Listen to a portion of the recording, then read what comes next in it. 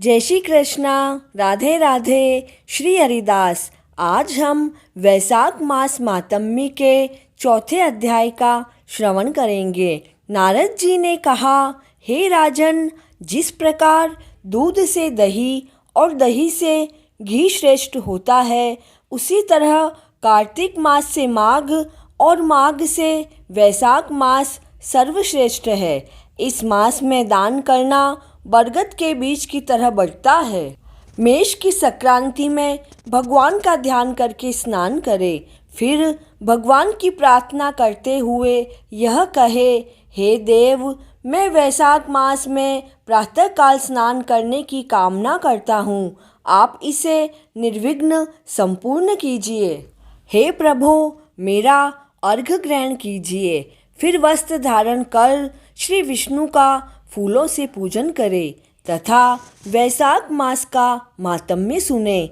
ऐसा मनुष्य करोड़ों जन्मों के पापों से छूटकर मोक्ष को प्राप्त करता है। वैशाख मास में शैया पर सोना, तेल लगाना, कांसे के बर्तन में भोजन करना, घर में स्नान करना, दूसरी बार भोजन करना तथा दिन में सोना, यह सभी वर्जित है। जो मनुष्य इन सभी निषिद्ध कर्मों को करता है, वह चांडाल की योनि को प्राप्त करता है। इस मास में मार्ग में चलने से थके हुए ब्राह्मण को सैया पर विश्राम कराकर उसके चरण दबाए तथा उनके पांव धोकर चरणामृत लें तो सारे बंधन छूट जाते हैं और तीर्थ स्नान का फल प्राप्त होता है। वैशाख में अन्न तथा जल के दान का बहुत महत्व है। इससे सारे दुख दूर होते हैं। प्रातःकाल सूर्योदय होने पर सागर में मिलने वाली नदियों गंगा, यमुना, कावेरी, नर्मदा आदि में स्नान करके भगवान का ध्यान करने से जन्मों जन्मों के पाप नष्ट हो जाते हैं। कोई भी व्यक्ति धनी हो या दरिद्र हो, चाहे पराधीन ही क्यों न हो, उसे जो भी मिल सके वही दीन दुखी को दान देना श्रेष्ठ होता है। कंद मूल, फल, शाक, गुड़, बेर पत्र, जल, मठा जो भी वस्तुएं दान की जाती है, वह सदैव स्थिर बन जाती है।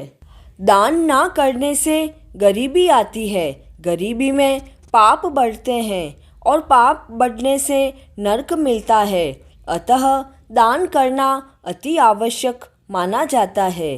जिस प्रकार रूपवती नारी वस्त्र बिना शोभा नहीं पाती है तथा नमक के बिना श्रेष्ठ शाक भी स्वादहीन होता है, वैसे ही दानहीन मनुष्य सर्वगुण संपन्न होने पर भी श्रेष्ठ नहीं समझा जाता है।